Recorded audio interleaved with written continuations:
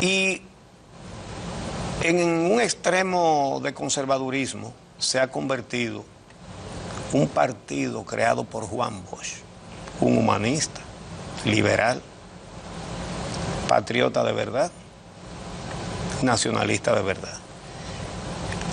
En estos días se ha publicado una carta. Más adelante voy a dar a conocer un par de documentos.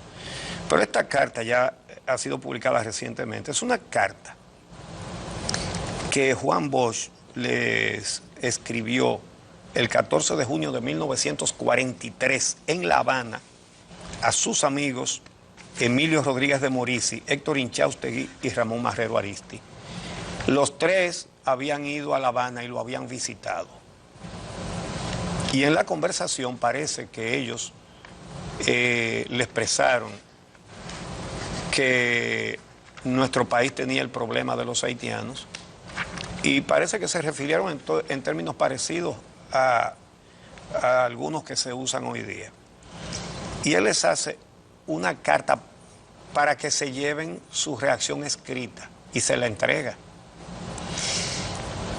Una carta a los tres, expresando su profunda pena y su profundo sufrimiento de oírles a ellos esas opiniones. Y les dice, entre otras cosas, lo siguiente: la dictadura ha llegado a conformar una base ideológica que ya parece natural en el aire dominicano y que costará enormemente vencer, si es que puede vencerse alguna vez. Hablo de una transformación de la mentalidad nacional que es en realidad incompatible con aquellos principios de convivencia humana en los cuales los hombres y los pueblos han creído con firme fe durante las épocas mejores del mundo, por los que los guías del género humano han padecido y muerto, han sufrido y se han sacrificado.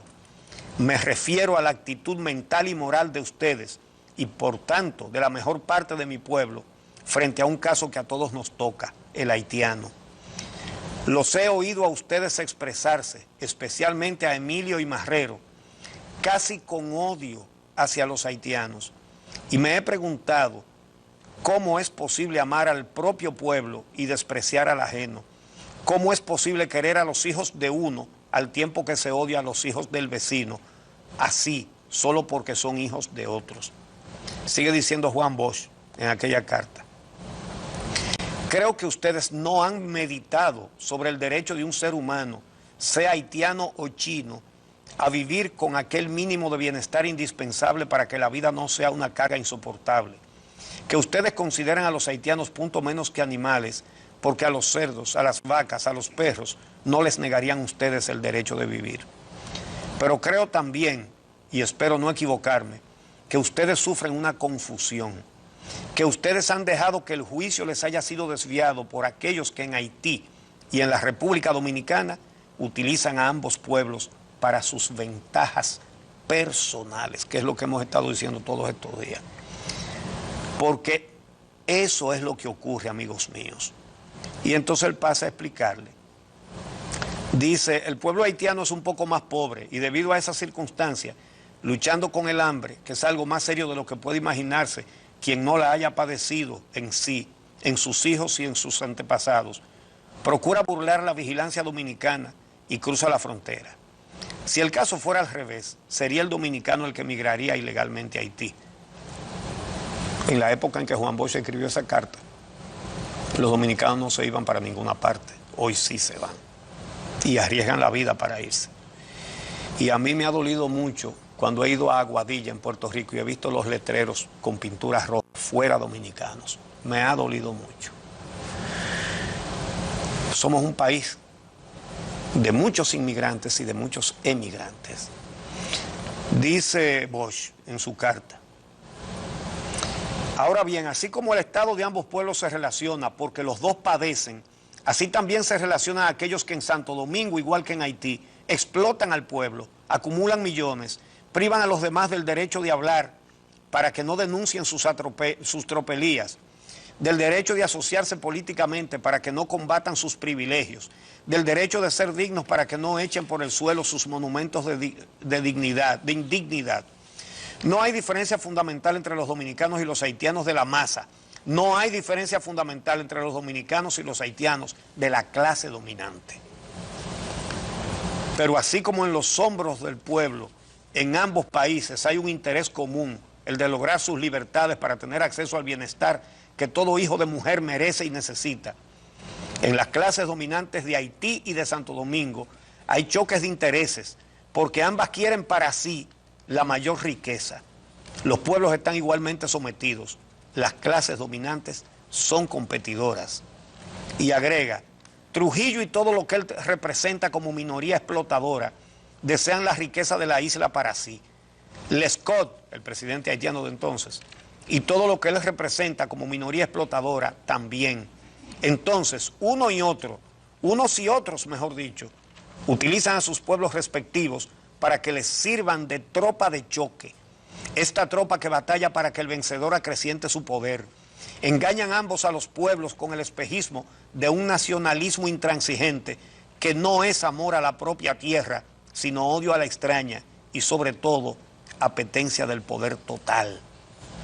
No hay que confundir a Trujillo con la República Dominicana ni a Lescott con Haití.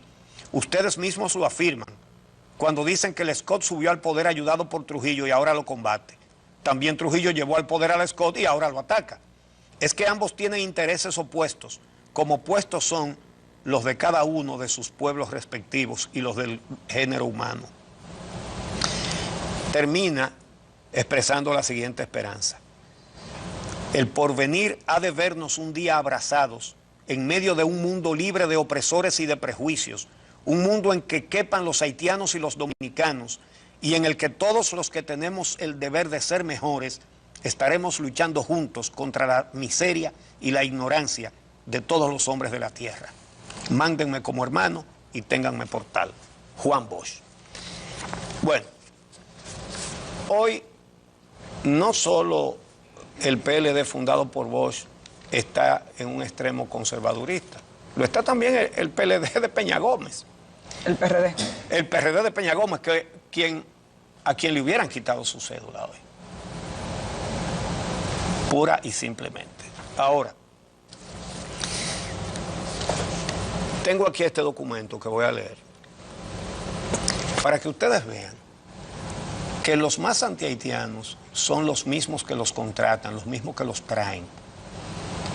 Y para que ustedes vean que el argumento de un tránsito de 80 años no es original ni del Tribunal Constitucional de hoy ni del gobierno de hoy.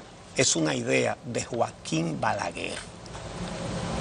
Ni de la Suprema. Ni de la Suprema. Es una idea de Joaquín Balaguer expresada en documentos oficiales que no se llegó a implementar.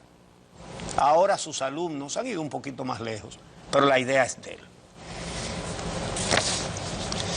Papel timbrado de la Secretaría de las Fuerzas Armadas. Ahí lo tenemos en el... Todo por la patria, marzo 2 de 1976, año de Duarte. Oigan esto, año de Duarte.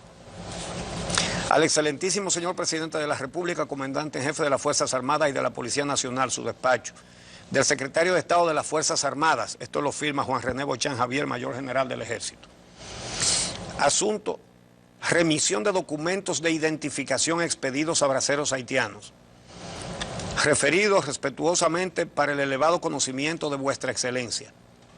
Y señala: con igual respeto informo a vuestra excelencia que en fecha 12/2/76 se llevó a cabo una reunión de autoridades en la Jefatura de Estado Mayor del Ejército Nacional. Oiga, ¿dónde se reunían? De acuerdo con la Dirección General de la...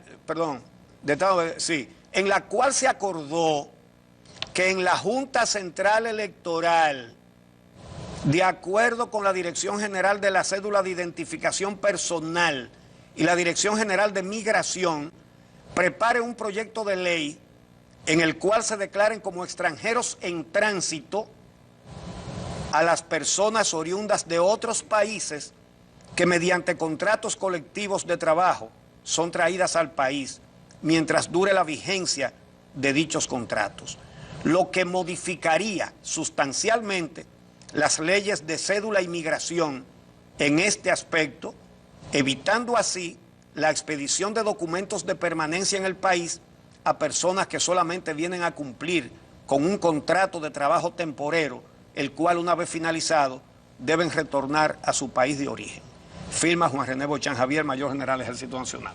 Queda claro. Ok. Queda claro que, primero... ¿De quién es la idea? De que la idea viene generándose desde hace mucho tiempo. Este documento es del año 1976, febrero del 76, donde se insta a crear un proyecto de ley que permita modificar lo que la ley y la Constitución establecen, que no es declarar en tránsito a una persona que tiene un contrato legal con el Estado Dominicano. Ese proyecto de ley del que se habla ahí... Dice claramente que es una nueva ley para crear... contrariar leyes anteriores. Lo que significa que, ya que esa ley no existe, porque no existe esa ley, que sería una modificación incluso a la Constitución en la medida en que se declararan en tránsito a estas personas y por tanto sus hijos serían declarados como no dominicanos. Entonces, este documento lo que deja en evidencia es no solamente que esas ideas son existen desde hace un buen tiempo, sino que lo que el Tribunal Constitucional falló en este momento es totalmente inconstitucional y es ilegal.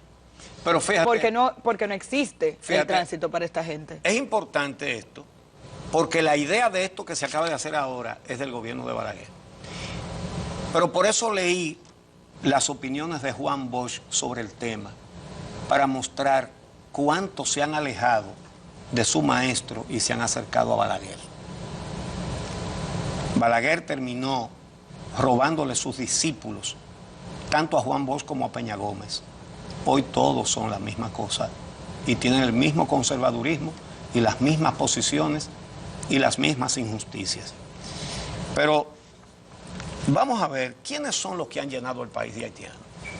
Porque se plantea, y eso se dijo en la manifestación que hicieron anteayer, que los pobres de la República Dominicana son víctimas de los pobres de Haití porque vienen y les quitan su trabajo. Como si los trabajos estuvieran puestos ahí y ellos vienen y a codazos, a patadas y a trompadas nos los quitan. No, los trabajos los dan los empresarios. Entonces, nadie ha querido, ningún gobierno, enfrentar el problema en su raíz. ¿Quiénes dan los trabajos? ¿Y por qué no se persigue a los que buscan esa mano de obra barata justamente en desmedro de los trabajadores dominicanos? No, es más fácil culpar a esos trabajadores que igual que los dominicanos se van a otro sitio, vienen a buscar oportunidades que en su país no tienen. Ahora bien, vamos a ver quiénes han llenado de haitianos a la República Dominicana, porque es verdad que son muchos. Y es verdad que es una inmigración masiva y que nuestra economía no puede aguantar. La economía de ciertos ricos sí la sobrelleva bien. El problema para ellos sería que le saquen a los haitianos de aquí, porque entonces tendrían que contratar dominicanos que saben reclamar sus derechos laborales y que como no los pueden deportar, les tienen que pagar. Y los tienen que poner en la seguridad social y darle todas sus prestaciones. Porque ese es el kit del asunto. Ahora bien, el éxodo de haitianos comenzó con la intervención militar norteamericana en Haití en 1915 y aquí en 1916. ¿Por qué? Porque después de la guerra civil norteamericana que afectó los ingenios azucareros del sur de los Estados Unidos, ellos buscaron otros países donde establecerse. Entonces, con la intervención de Estados Unidos en Haití y en la República Dominicana, entonces vinieron empresas azucareras norteamericanas, establecieron ingenios aquí. De repente, se creó algo que no había existido nunca aquí. Unas industrias que usaban mano de obra barata, pero masivamente, masiva.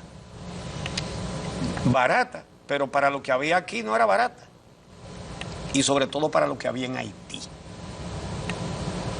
Y comenzaron entonces a venir haitianos. Pero cuando se incrementa